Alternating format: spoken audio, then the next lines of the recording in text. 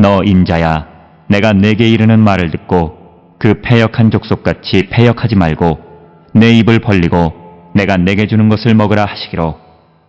내가 보니 보라, 한 손이 나를 향하여 펴지고 보라, 그 안에 두루마리 책이 있더라. 그가 그것을 내 앞에 펴시니 그 안팎에 글이 있는데 그 위에 애가와 애곡과 재앙의 말이 기록되었더라. 또 그가 내게 이르시되, 인자야, 너는 발견한 것을 먹으라. 너는 이 두루마리를 먹고 가서 이스라엘 족속에게 말하라 하시기로. 내가 입을 벌리니 그가 그 두루마리를 내게 먹이시며 내게 이르시되, 인자야, 내가 내게 주는 이 두루마리를 내 배에 넣으며 내 창자에 채우라 하시기에 내가 먹으니 그것이 내 입에서 달기가 꿀 같더라. 우리가 함께 읽은 에스겔 2장 8절로부터 3장 3절에 있는 말씀은 이제 에스겔이 하나님으로부터 이스라엘 백성들에게 보냄을 받고 그들에게 전해야 하는 그 말씀, 메시지를 자기 안에 내재화하는 그런 것으로서 상징적 행동인 두루마리를 먹는 행동에 대해서 기록하고 있는 것이 오늘 우리가 읽은 말씀이 되겠습니다. 오늘 주시는 본문의 말씀과 같이 예언자들의 어떤 상징적 행동이라고 하는 것은 그 예언자 예언 활동에 있어서 매우 중요한 그런 요소입니다. 그래서 이사야 6장 6절이나 7절, 예레미야 1장 9절 등에서도 이런 상징적인 행동들을 하는 것을 기록하고 있는 것을 우리는 보게 됩니다.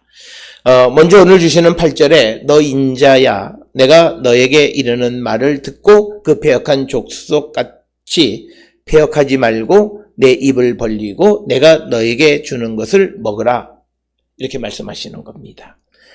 그러니까 뭐냐면 패역한 백성같이 패역하지 말라는 것은 이스라엘 백성들처럼 하나님께서 주시는 말씀을 받아들이지 않는, 그런 거부하는 그런 것이 아니라 입을 벌리고 내가 너에게 주는 것을 먹으라. 그러니까 뭐냐면 하나님께서 주시는 말씀을 수용하는, 내재화하는 그런 것의 상징적인 행동이 말씀을 먹는 것으로 묘사하고 있다라고 하는 겁니다.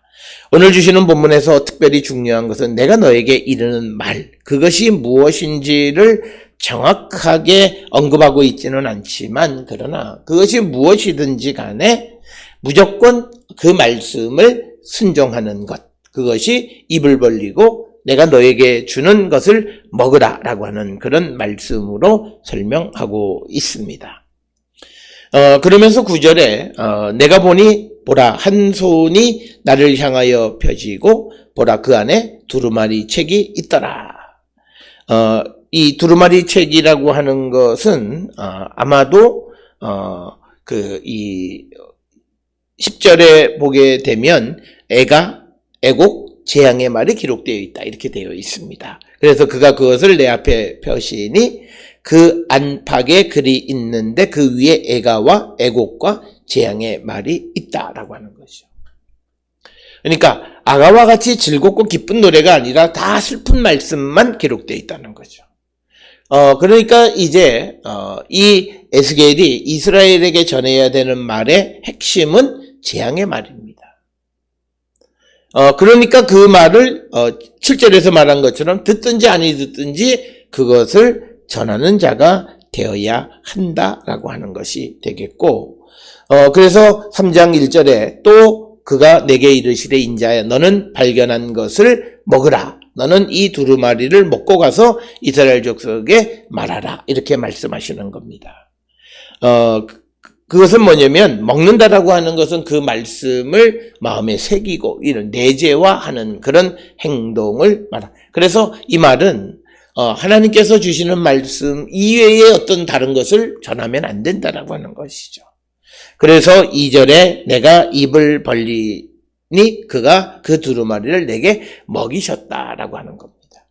여기서도 우리에게 중요한 것은 항상 예언서에서 특히 하나님께서 예언자들에게 해주신, 그러니까 예언자는 하나님에 의해서, 그러니까 오늘 주시는 말씀에서 내게 먹이시니까 내가 먹여지는 거죠. 그러니까 내가 먹은 것이 아니라 하나님이 먹여주신 거예요.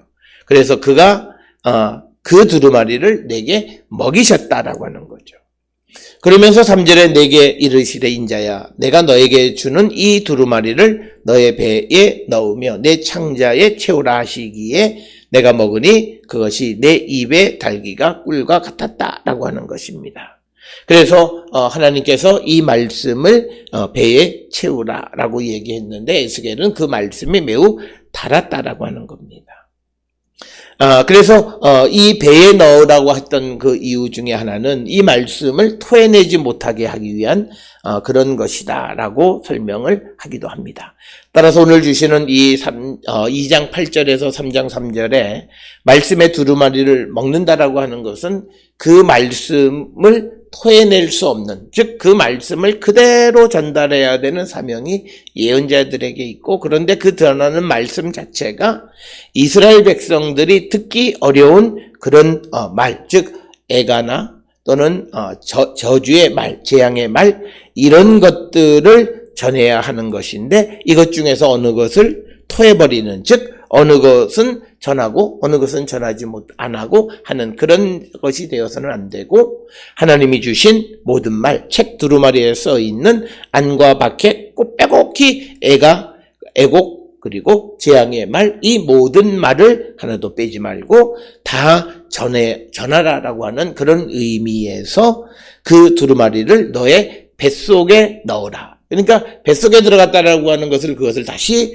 토해낼 수 없는 그런 상황을 전제하는 것으로 이해합니다. 그래서 오늘 우리에게 주시는 2장 8절로부터 3장 3절까지의 말씀은 하나님이 주신 말씀을 하나도 빼지 말고 그것을 그대로 전하는 역할을 감당하는 것이 예언자, 즉 대언자로서, 하나님의 말씀의 대언자로서 예언자의 사명이라고 하는 것입니다.